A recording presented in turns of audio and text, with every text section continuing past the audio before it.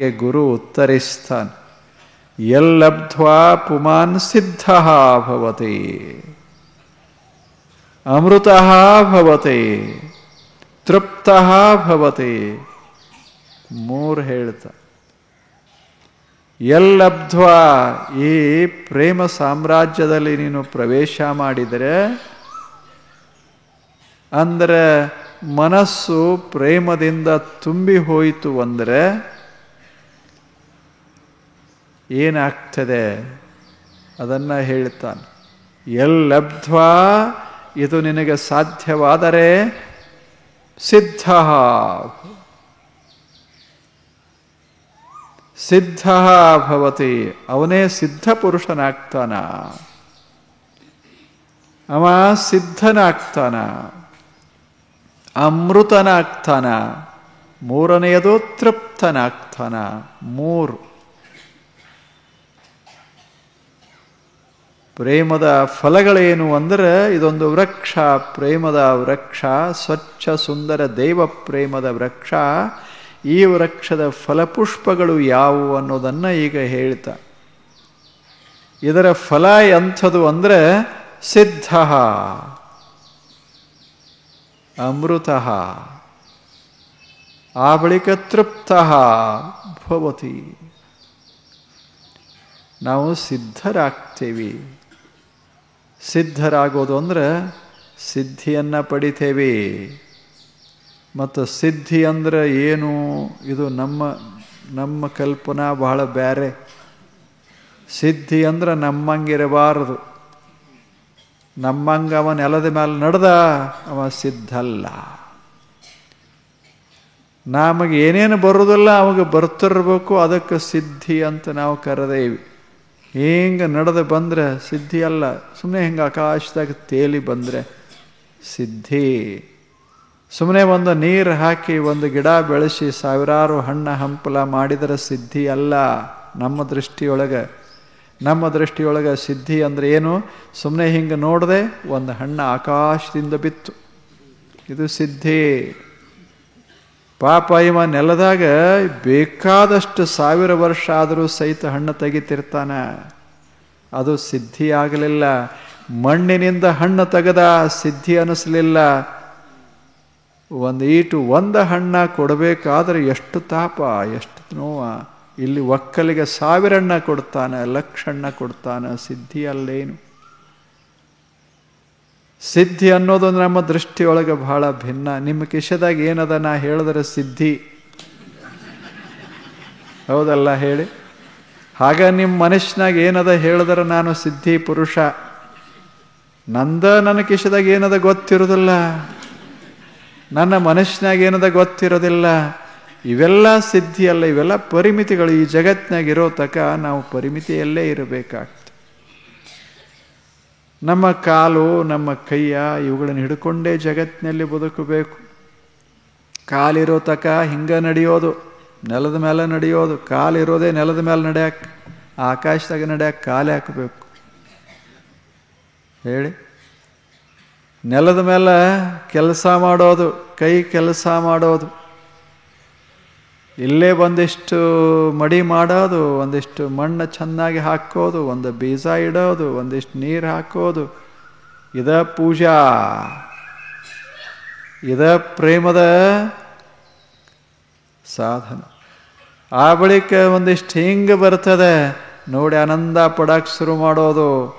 ಎಂಥ ಫಲ ಕೊಡ್ತದೆ, ಏನು ಪುಷ್ಪ ಕೊಡ್ತದೆ.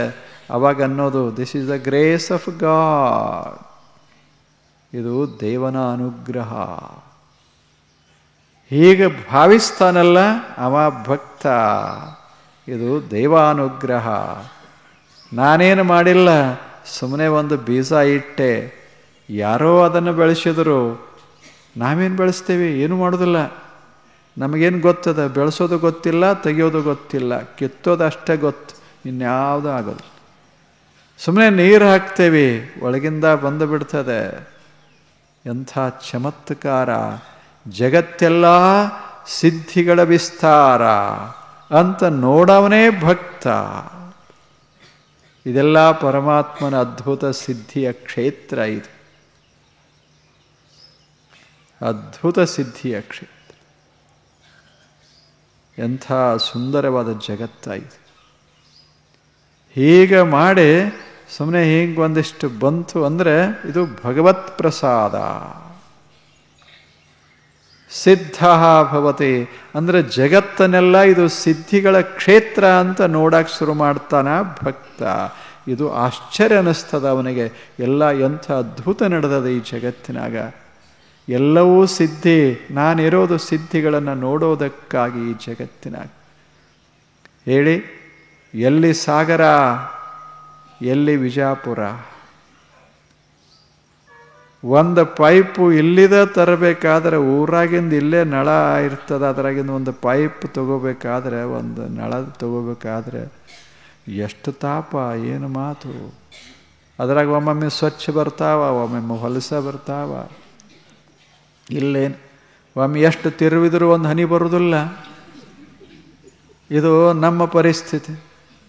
ಆದರೆ ನಿಸರ್ಗದಾಗ ನೋಡಬೇಕು, ಇದಕ್ಕೆ ನಾವು ಬಿಲ್ ಕೊಡಬೇಕು, ನಿಸರ್ಗದಾಗ ನೋಡಬೇಕು. ಎಲ್ಲಿಂದ ನೀರ? ಒಂದು ಪೈಪ್ ಹಾಕಿಲ್ಲ ಯಾರು. ಆದರೆ ಸಾಗರದ ನೀರ ಆಕಾಶದಲ್ಲಿ ತೇಲಿ ತೇಲಿ ತೇಲಿ ಬಂದು ನಿಮ್ಮ ಮನೆ ಮಾಳಿಗೆ ಮ್ಯಾಲೆ ಸುರಿತ. ಪವಾಡಲ್ಲೇನು, ಸಿದ್ಧಿಯಲ್ಲೇನಿದು? ಒಂದರೆ ಪೈಪ್ ಎಲ್ಲರೇ ಹಾಕ್ಯಾರೇನು ಹೇಳಿ? ಎಲ್ಲಾದರೂ ಒಲಿ ಮಾಡಿ ಕಾಶ್ಯಾರೇನು ನೀರನ್ನು? ವಿಜಾಪುರ ಎಲ್ಲದ ಅಂತ ಅದಕ್ಕೆ ಹೆಂಗೆ ಗೊತ್ತು?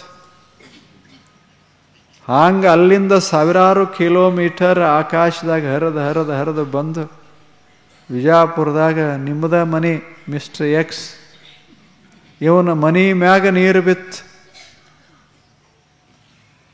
ಇದನ್ನು ನೋಡಿದಾಗ ಭಕ್ತನಿಗೆ ಅನ್ನಿಸ್ತದ ಇದು ಸಿದ್ಧಿ, ಇದು ದೇವಸಿದ್ಧಿ.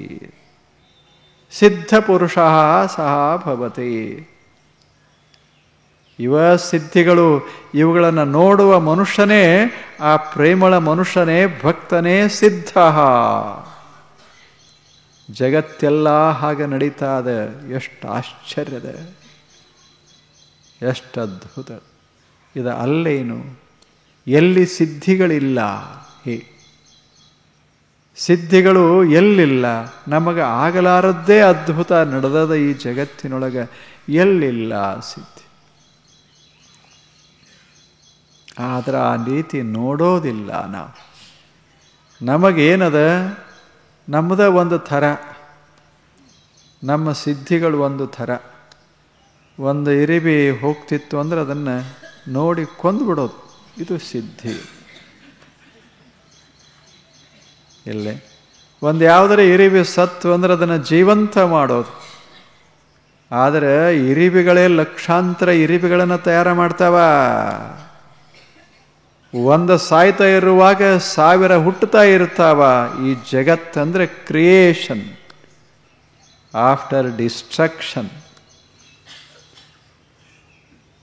ಬರೇ ನಾಶ ಇಲ್ಲ, ನಿರ್ಮಾಣ ಅದ. ಇಲ್ಲಿ ಎಂಥೆಂಥ ಜೀವಿಗಳು ನಿರ್ಮಾಣ ಆಗ್ತಾ ಇದ್ದಾವ. ಇದನ್ನೆಲ್ಲ ನೋಡಿದರೆ ಸಿದ್ಧಿ ಅಲ್ಲೇನು, ಜಗತ್ತೇ ಸಿದ್ಧಿ. ನೀವು ಹೋಗಿ ಮನ್ಯಾಗ ಹೋಗಿ ಕನ್ನಡಿ ಮುಂದೆ ನಿಂತು ನೋಡ್ರಿ, ಎಷ್ಟು ಆಶ್ಚರ್ಯದ. ಒಂದೀಟ ಕಣ್ಣುಗಳು ಏನು ತೋರಿಸ್ತಾವ, ಹೌದಲ್ಲ? ಸುಮ್ಮನೆ ಒಂದು ಕ್ಷಣ ಮುಗುಳು ನಗೆ ನಗರಿ ಮನಸ್ಸು ಆನಂದದಿಂದ ತುಂಬುತ್ತದೆ. ಎಷ್ಟು ಆಶ್ಚರ್ಯದ. ಏನು ಕೊರತೆ ಅದ? ಯಾವುದು ಸಿದ್ಧಿ ಅಲ್ಲ, ದೇಹವೇ ಒಂದು ಬಗೆಯ ಸಿದ್ಧಿ ಇದೆ. ನಿಮ್ಮನ್ನು ನೋಡಿ ನಿಮಗೆ ಎಷ್ಟು ಸಂತೋಷ ಆಗೋದಿಲ್ಲ. ಮತ್ತು ಹೋಲಿಕೆ ಮಾಡಿದ್ರೆ ತಾಪಾಗ್ತದೆ. ನಮ್ಮಷ್ಟಕ್ಕೆ ನಾವು, ನಮ್ಮ ಮುಖ ನಾವು ನೋಡಿದರೆ ನಕ್ಕೋತು ನೋಡಬೇಕು, ಮತ್ತು ಕೆಟ್ಟ ಸಿಟ್ಟಿಗೆದ್ದು ಹಂಗೆ ನೋಡಿದರೆ ಯಾರ ಮುಖನೂ ಚಂದ ಕಾಣದು. ನಕ್ಕೋತ ನೋಡಿ ಸ್ವರ್ಗ ಕಾಣಿಸ್ತದೆ, ಸ್ವರ್ಗ ಕಾಣಿಸ್ತದೆ. ಇದೆಲ್ಲ ರಚನಾ ಯಾರ್ದು? ಇದು ವಿಶ್ವದ ರಚನಾ. ಇದೇ ಸಿದ್ಧಿ ಜಗತ್ತು. ಸಿದ್ಧಿಗಳ ಜಗತ್ತು. ಏನು ನೋಡಬೇಕು? ಒಂದಿಷ್ಟು ದೀಪ, ಒಂದಿಷ್ಟು ಸಣ್ಣ ದೀಪ ಉರಿಬೇಕಾದ್ರೆ, ಉರಿಸ್ಬೇಕಾದ್ರೆ ಎಷ್ಟು ತಾಪಾಗ್ತದೆ. ಎಲ್ಲಿಂದ ಎಣ್ಣೆ ತರಬೇಕು, ಬತ್ತಿ ಇಡಬೇಕು, ಅದಕ್ಕೆ ಹಚ್ಚಬೇಕು, ಅದನ್ನು ಕಾಪಾಡಬೇಕು. ಅದು ಆರ್ಕೋತಿರ್ತದೆ, ನಾವು ಹಂಗೆ ಚಾಚಗೋತಿರ್ತೇವೆ. 9 ದಿವಸ ನಂದಾದೀಪ ಹಾಕಿದ್ರೆ ಎಂದು ಮುಗಿದಿತ್ತು 9 ದಿವಸ ಅನ್ನಿಸ್ತಿರ್ತದೆ. ಎಷ್ಟು ತ್ರಾಸದೆ, ಆರಬಾರ್ದು. ಹಬ್ಬ ಎಷ್ಟು ಚಂದ ಮಾಡಿದಾರೆ ನೋಡ್ರಿ ಅಂತ. ಒಂದು ಸಣ್ಣ ದೀಪ, ಅದು ಕತ್ಲ್ಯಾಗ ಅಂದ್ರೆ ಕೋಲ್ಯಾಗ ಹೊರಗಾದ್ರೆ ಒಂದು ಕ್ಷಣದಾಗ ಆರ್ತದೆ. ನಾವು ಹಚ್ಚೋದೆಲ್ಲೇನು ದೊಡ್ಡ ದೊಡ್ಡ ಸಭಾಕ್ಕೆ ಹೋಗಿರ್ತೇವಲ್ಲ, ದೀಪ ಹಿಂಗೆ ಹಚ್ಚೋದ್ರಾಗ ಆರೇ ಹೊಕ್ಕ, ಯಾರು ಬೇಕಾದ್ರೆ ಹಚ್ಚರು.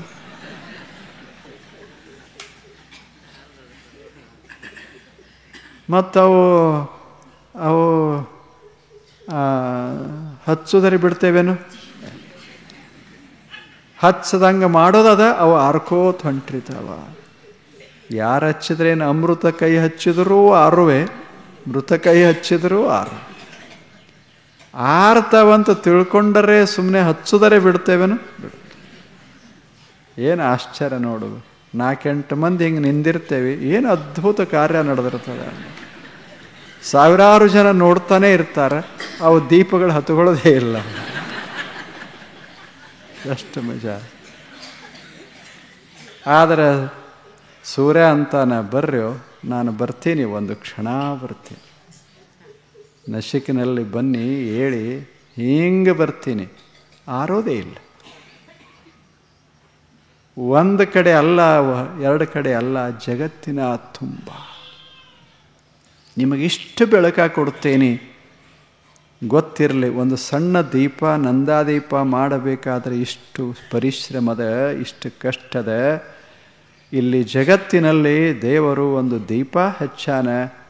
ಎಂಥ ಅದ್ಭುತವಾದ ದೀಪ ಅದು! ಎಲ್ಲರ ಇಟ್ಟಿದ್ದಲ್ಲ, ತೇಲಿ ಬರ್ತದೆ ದೀಪ, ಆಕಾಶದಾಗ ತೇಲಿ ಬರ್ತದೆ, ಜಗತ್ತನ್ನೆಲ್ಲ ಬೆಳಗ್ತದೆ. ಒಂದು ದಿವಸ ಸಹಿತ ಒಬ್ಬರ ಮನೆಗೂ ಇಷ್ಟು ಬಿಲ್ ಆಯಿತು ಅಂತ ಅದಕ್ಕೆ ಕಳಿಸಿಲ್ಲ. ಯಾರು ಎಣ್ಣೆ ಹಾಕ್ಯಾರ, ಯಾರು ಬತ್ತಿ ಇಟ್ಟಾರ, ಯಾರ ರಕ್ಷಣಾ ಮಾಡ್ಯಾರ, ಯಾರು ಹಚ್ಚಾರ ಗೊತ್ತಿಲ್ಲ.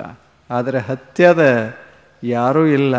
ತಾನೇ ದೀಪ ತೇಲಿ ಬರ್ತದೆ ಆಕಾಶದಾಗ.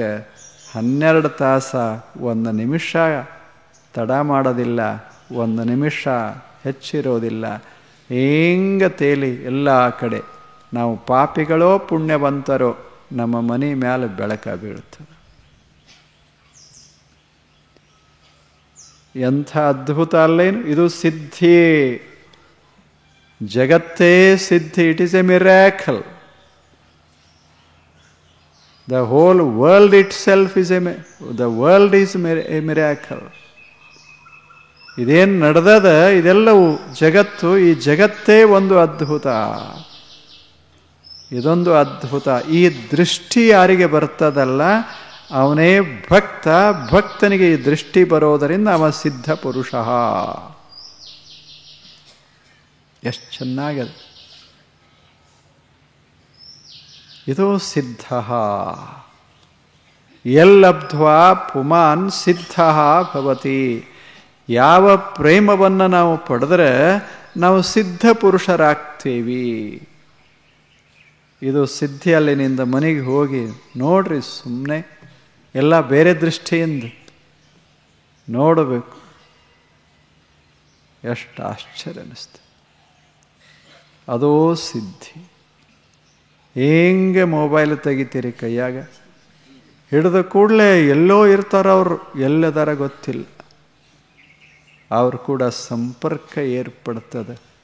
ನಿಮ್ಮ ಮಾತನ್ನು ಯಥಾವತ್ತಾಗಿ 1 ಅಕ್ಷರ ಬದಲು ಮಾಡ್ದಂಗೆ ನಿಮ್ಮ ಧ್ವನಿ ಹೇಗದ ಹಾಗೆ ಅಲ್ಲಿ ಏನು ಒಯ್ತಾವಲ್ಲ ಅವ ಇಲೆಕ್ಟ್ರಾನ್ಸ್, ಸುಮ್ಮನೆ ಒಂದಿಷ್ಟು ಕಣಗಳು.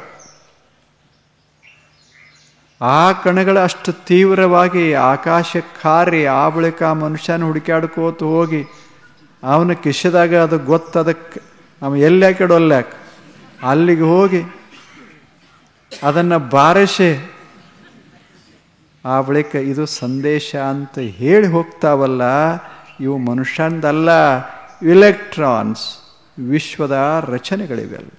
ಸಣ್ಣ ಸಣ್ಣ ಕಣಗಳು, ಅವಕ್ಕೇನು ತಲೆ ಇಲ್ಲ, ಬ್ರೇನ್ ಇಲ್ಲ, ಅವಕ್ಕೇನು ಎರಡು ಕೈ ಇಲ್ಲ, ನಡೆಯಾಕ ಕಾಲಿಲ್ಲ, ಆದರೆ ಒಂದು ಸೆಕೆಂದಿಗೆ 3 ಲಕ್ಷ ಕಿಲೋಮೀಟರ್ ವೇಗದಲ್ಲಿ ಹೋಗ್ತಾ ಇರ್ತಾವ. ಎಷ್ಟು ಇದು ಅದ್ಭುತ ಅಲ್ಲೇನು, ಇದು ಚಮತ್ಕಾರ ಅಲ್ಲೇನು.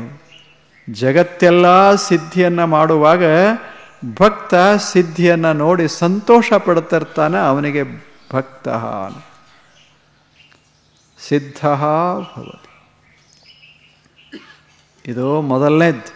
ಎಲ್ಲಬ್ಧ್ವಾ ಪುಮಾನ್ ಸಿದ್ಧ ಭವತಿ. ಇದನ್ನು ಪಡೆದ ಬಳಿಕ ಭಕ್ತಿಯನ್ನು ತಲೆಯೊಳಗೆ ಹಾಕ್ಕೊಂಡ ಬಳಿಕ ಇರೋದೆಲ್ಲ ಅದ್ಭುತವಾಗಿ ಕಾಣಕ್ಕೆ ಶುರುವಾಗ್ತದೆ. ನೀವು ಹೋಗೋದ್ರಾಗ ನಿಮ್ಮ ಮನೆ ಅಲ್ಲೇ ಇರ್ತದೆ. ಇದೇನು ಸಾಮಾನ್ಯ ಸಿದ್ಧಿ ಏನು? ಬಿದ್ದಿರೋದಿಲ್ಲ ಹೇಳಿ, ಬಿದ್ದಿರೋದಿಲ್ಲ. ಎಲ್ಲಿರ್ತದ ಅಲ್ಲೇ, ಹೆಂಗಿರ್ತದ ಹಂಗೆ. ನೀವಿಟ್ಟ ಸಾಮಾನುಗಳು ಸಹಿತ ಅಲ್ಲೇ ಅಲ್ಲೇ ಇರ್ತದೆ. ಅವೇನು ಓಡಾಡಿ ನೀವು ಓಡಾಡ್ದಂಗೆ ಅವು ಓಡಾಡಿ ಬಿಟ್ಟಿದ್ರೆ ದಿಕ್ಕು ತಪ್ಪಿತ್ತು ಮನುಷ್ಯ.